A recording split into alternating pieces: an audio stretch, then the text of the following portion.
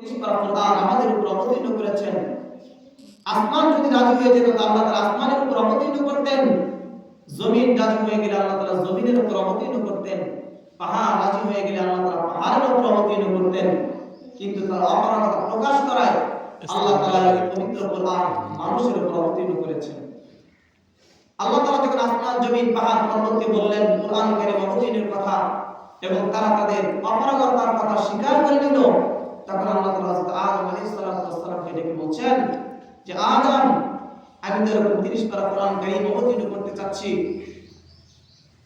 তোমাকে দিয়ে তো গোটা দুনিয়ার মানুষদের মধ্যে বংশ বিস্তার করতে চাচ্ছি। আসমান জমিন এবং পাহাড় এই কোরআনকে বহন করতে অস্বীকৃতি জানায়, অপারগতা জানায়। তোমার কি মতামত বলো? এবং আল্লাহ তাআলা এও জানিয়ে দিয়েছেন যে কোরআন অনুযায়ী যদি তোমরা চলতে পারো তাহলে তোমরা জান্নাতি হবে, মুক্তি পাবে, নাজাত পাবে। আর যদি কোরআন অনুযায়ী চলতে না পারো তাহলে তোমাদের জন্য মহা শাস্তির ব্যবস্থা রয়েছে।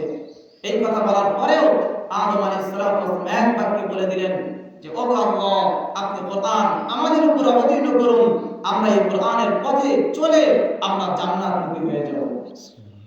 আল্লাহ তাআলা পরের আয়াতে বলছেন লিউআযিবাল্লাহুল মুনাফিকিনা ওয়াল মুনাফিকাতি ওয়াল মুশরিকিনা ওয়াল মুশরিকাত।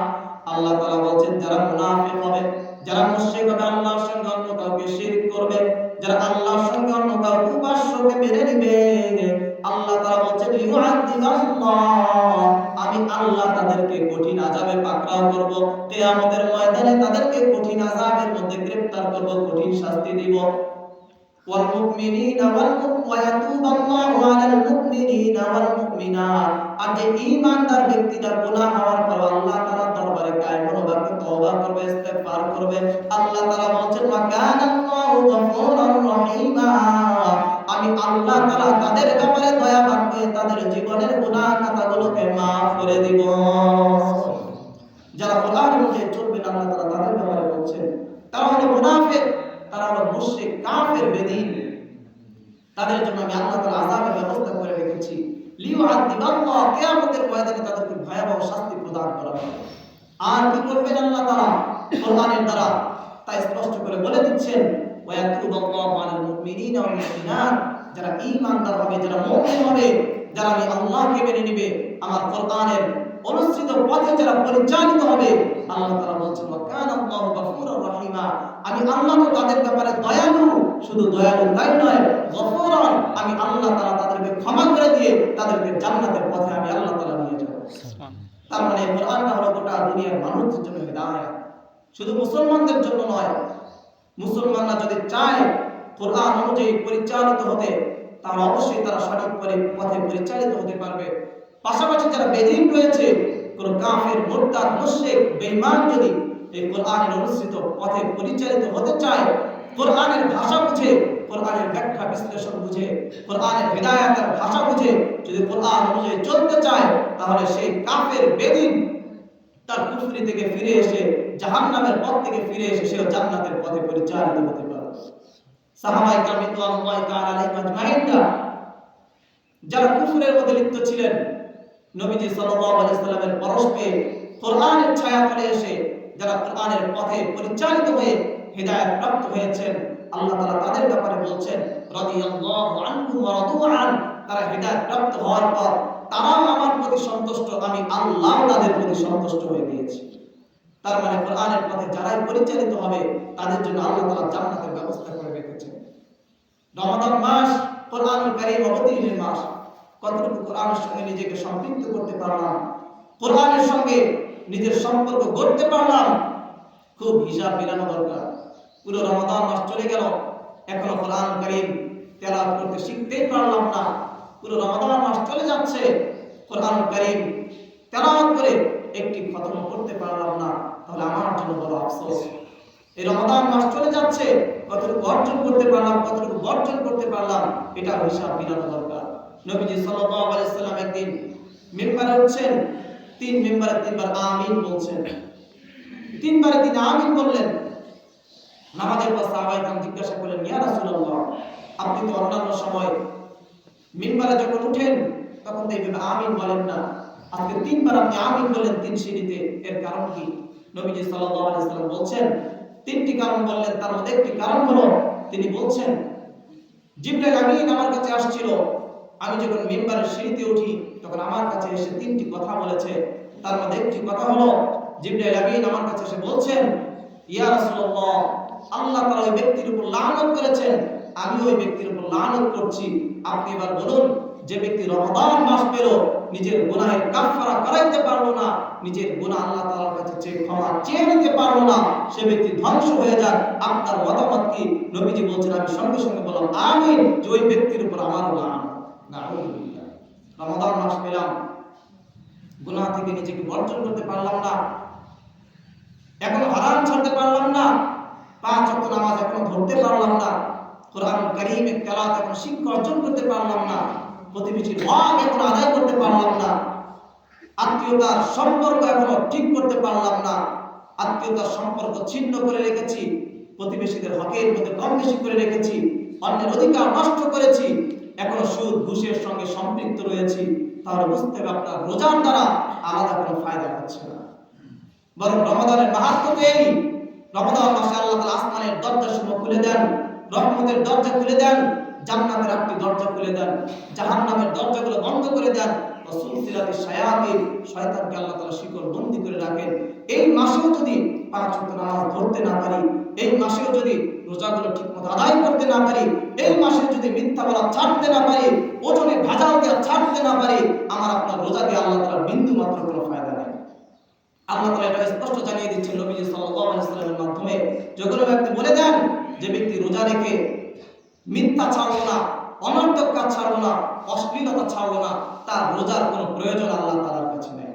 তার মানে সে রোজা রাখবে, সকাল থেকে সন্ধ্যা পর্যন্ত না খেয়ে থাকবে, অনাহারে থাকবে, এটা তার দায়িত্ব ঠিকই পালন করবে, বিনিময়ে সওয়াব আল্লাহ তাআলার কাছে বিন্দু পরিমাণ কিছু পাবে না। এই জন্য রমাদানের যে ফজিলত, যে মর্যাদা, সেটা অবশ্যই আমাদের রক্ষা করতে হবে। নামাজ পড়তে হবে। নামাজ মুসলমানদের সর্বপ্রথম এবং সর্ববৃহৎ ইবাদত। নবী সাল্লাল্লাহু আলাইহি ওয়াসাল্লামকে জিজ্ঞাসা করা হয়েছে, ইয়া রাসূলুল্লাহ, আল্লাহ তাআলার কাছে সবচেয়ে পছন্দনীয় আমল কোনটি? নবী সাল্লাল্লাহু আলাইহি ওয়াসাল্লাম বলতেছেন, as-সালাত ইদা ওয়াক্তিহা, সময় মতো নামাজ আদায় করাটা আল্লাহ তাআলার কাছে সবচেয়ে পছন্দনীয় আমল। কিয়ামতের ময়দানে সর্বপ্রথম বান্দাকে নামাজের ব্যাপারে জিজ্ঞাসা করা হবে। যারা এতদিন গাফলতি করে নামাজ ধরি নাই, আমরা নিয়ত করে ফেলি ইনশাআল্লাহ, রমাদান মাস আল্লাহ তাআলা আপনাকে আমাকে দান করেছেন। কত মানুষ এই রমাদান মাস পায় নাই, আল্লাহ তাআলা আপনাকে আমাকে দান করেছেন, আজ থেকে আর 1 ওয়াক্ত নামাজ যেন আমার থেকে ছুটে না যায়। রমাদান মাস অনেকে চেয়েছিল রমাদান মাস রোজা রাখবে, ঈদ পালন করবে, তারা দুনিয়ার জমিনে নেই। গতকালকে বাগেরহাটে নতুন বিবাহ করে বর কনে সহ যাচ্ছে, 13 জন গাড়ি অ্যাক্সিডেন্ট করে জায়গাতেই মারা গেছে। রমাদানের শুরুর দিকে বাবা মা বড় বোন সহ ছোট্ট বাচ্চা উমরা হজে গিয়েছে, উমরা পালনের জন্য গিয়েছে, সেখানে রোড অ্যাক্সিডেন্ট সবাই মারা গেছে। ছোট মেয়েটা 6-7 বছরের ছোট্ট বাচ্চাটা বেঁচে গিয়েছে। কত মানুষের আশা ছিল রমাদান রোজাগুলো ঠিক মতো পালন করবে, ঈদ উদযাপন করবে পরিবারের সঙ্গে, তারা আজকে দুনিয়ার জমিনে নাই। আল্লাহ তাআলা আপনাকে আমাকে হায়াতে তাইয়্যিবা দান করে সুস্থতার সহিত এতদূর পর্যন্ত জীবনকে দীর্ঘ করে দিয়েছেন, ইবাদত করার সুযোগ দিয়েছেন। এই সুযোগটাকে যদি মিস করি, তাহলে কাল কিয়ামতের ময়দানে আল্লাহ তাআলার দরবারে কি জবাব দিব আপনারা? এই জন্য নিয়ত করে ফেলি ইনশাআল্লাহ, আর 1 ওয়াক্ত নামাজ ইচ্ছাকৃত কখনো কাজা করব না, হারাম পথে চলবো না। যদিও টুকটাক হারামের মধ্যে লিপ্ত ছিলাম, সব হারাম পথ ছেড়ে দেব। সুদ ঘুষ অন্যায় অবিচার জুলুম নির্যাতন সব কিছু ছেড়ে দেব। আত্মীয়তার বন্ধন ছিন্ন করবো না, সকলের সঙ্গে উত্তম আচরণ করবো, আখলাককে ঠিক করবো, আচরণ ভালো করবো, আত্মীয়তার বন্ধন সম্পর্ক ঠিক রাখবো, প্রতিবেশীদের হক, আত্মীয়তার হক, সকলের হক অধিকার ঠিক মতো আদায় করে চলবো। নিয়ত করে ফেলি ইনশাআল্লাহ। এবং এই মাসটা মর্যাদাবান হওয়ার আরেকটি কারণ হলো, আল্লাহ তাআলা এই মাসে এমন একটি রাত দিয়েছেন, যেই রাতটি অন্যান্য মাস, অন্যান্য দিন, অন্যান্য বছর সবচেয়ে দামি একটি রাত। এই রাত হলো লাইলাতুল কদর। নবীজি সাল্লাল্লাহু আলাইহি ওয়াসাল্লাম বলেন, তাহারা লাইলাতুল কদরি ফিল বিদ্রি মিনাল আশরিল আওয়াখির মিন রমাদান। রমাদানের শেষ দশকের বেজর রাত্রিগুলোতে এই লাইলাতুল কদর তালাশ করো। আমরা অনেকে শুধুমাত্র 27 রজনী 26 দিবাগত রাতের জন্য অপেক্ষা করি, অথচ এই 5 রাতের যে কোনো একটি রাত লাইলাতুল কদর হওয়ার সম্ভাবনা রয়েছে। এই জন্য 5টি রাত বেশি বেশি ইবাদত করা দরকার। অন্তত 2-4 রাকাত নফল নামাজ আদায় করা দরকার। এই 5টি রাত একটু বেশি বেশি দান সাদাকা করা দরকার। তার কারণ হচ্ছে এই লাইলাতুল কদর এত দামি রাত। আল্লাহ তাআলা বলছেন এই রাত হলো মিন আলফি শাহর খায়রুম মিন আলফি শাহর, 1000 বছর চাইতে উত্তম। 1000 বছরে কত বছর হয়? 83 বছর। 1000 মাস চাইতে উত্তম। 83 বছর 4 মাসের মতো একটা গণনার হিসাব। আমরা যেমন অনেক সময় বলি যে অমুকের কাছে কোটি কোটি টাকা আছে। কোটি কোটি টাকা মানে 1 কোটি 2 কোটি না, বরং তার কাছে মিলিয়ন বিলিয়ন ট্রিলিয়ন ডলার থাকতে পারে। আমরা এটা স্বাভাবিক পরিভাষায় বলি কোটি কোটি টাকা আছে। এটা আরো যে একটি পরিভাষা, সেই অনুপাতে আল্লাহ তাআলা কোরআন কারীমে সূরাতুল কদরে এই আয়াত অবতীর্ণ করেছেন খায়রুম মিন আলফি শাহর, 1000 মাসের চাইতে উত্তম। 1000 মাসের চাইতে উত্তম মানে কি? উত্তম মানে এটা কত উত্তম এটা আল্লাহ তাআলা ছাড়া দুনিয়ার কেউ জানে না। এই জন্য 5টি রাতের কোন একটি রাত যদি ইবাদত করতে পারি, প্রত্যেকটি রাত যদি ইবাদত করতে পারি এবং কোন একটি রাত যদি লাইলাতুল কদর আমার নসিবে হয়ে যায়, টানা 83 বছর ইবাদত করলে যে সওয়াব হবে, এই একটি রাত ইবাদত করে কাটিয়ে দেওয়ার কারণে আল্লাহ তাআলা তার চেয়ে বেশি সওয়াব আপনাদের দান করবেন। এই জন্য যারা ইতিকাফরত রয়েছেন তাদের জন্য কত সৌভাগ্য, কত খুশনসিব। তাদের অনিচ্ছা থাকা সত্ত্বেও তারা লাইলাতুল কদর পেয়ে যায়। এই জন্য তাদের কাছে দোয়া চাওয়া উচিত যে আপনি তো ইতিকাফে আছেন, আপনার জন্য বড় খুশনসিব, আমি লাইলাতুল কদর পাবো কিনা, ওই রাতে ইবাদত করা আমার জন্য সৌভাগ্যের কারণ হবে কিনা। আপনি তো লাইলাতুল কদর পেয়ে যাবেন। আপনি ওই রাতে প্রত্যেকটা রাতে দোয়া করবেন এবং আমার জন্য একটু দোয়া করবেন। যারা ইতিকাফে রয়েছেন তাদের কাছে নিজেদের জন্য দোয়া চাওয়া উচিত। এই জন্য লাইলাতুল কদরের জন্য যে বাকি 2টি বা 3টি রাত রয়েছে, এই রাতগুলোতে আমরা আমাদের সময়গুলো অপচয় করব না, বরং যতটুকু পারি ইবাদত করার চেষ্টা করব এবং বেশি বেশি দান সাদাকা করার চেষ্টা করব। আমি আমার বাসায় প্রতি বছর বলে দিই যে 5টি রাতে মহিলা যারা রয়েছেন, মা বোন যারা রয়েছেন, অন্তত কিছু টাকা করে হলো মসজিদে হোক, গরিব মিসকিনকে হোক এই রাতে দান করার জন্য। আপনি অন্য সময় 10 টাকা দান করবেন, এর বিনিময়ে আল্লাহ তাআলা 10 গুণ থেকে 700 গুণ বাড়িয়ে দিবেন। কিন্তু আপনি যদি লাইলাতুল কদরে 10 টাকা দান করেন, আপনি টানা 83 বছর প্রতি রাত দান করলে যে সওয়াব হবে সেই পরিমাণ সওয়াব আল্লাহ তাআলা আপনাকে দিয়ে দিবেন। আমার বাসায় প্রতি রাতে লাইলাতুল কদর রাতগুলোতে আমাকে বা বাসায় পুরুষ যারা রয়েছে তাদেরকে কিছু করে টাকা দেয় সবাই মসজিদে দেওয়ার জন্য। এটা বাসায় বলে দিবেন, এতে করে মা বোনদের জন্য অনেক ফায়দা হবে। দানের সাদাকার সওয়াব তারা অনেক বেশি অর্জন করতে পারবেন ইনশাআল্লাহ। এই জন্য রমাদানের প্রতি খুব খেয়াল রাখবো, কোরআন কারীম বেশি বেশি তেলাওয়াত করার চেষ্টা করব, লাইলাতুল কদরের প্রতি খেয়াল রাখবো আমার থেকে কোনো ইবাদত যেন ছুটে না যায় এবং রমাদান মাস কতটুকু কি অর্জন করতে পারলাম, কতটুকু বর্জন করতে পারলাম, এই হিসাবটাও নিজের সঙ্গে মিলিয়ে নিব। আল্লাহ তাআলা আমাদের সকলকে রমাদানের পরিপূর্ণ ফজিলত অর্জন করার তৌফিক দান করুন। 5 ওয়াক্ত নামাজ ঠিকমতো আদায় করার তৌফিক দান করুন। সকল ধরনের হারাম থেকে আল্লাহ তাআলা আমাদের সকলকে বাঁচিয়ে রাখুন।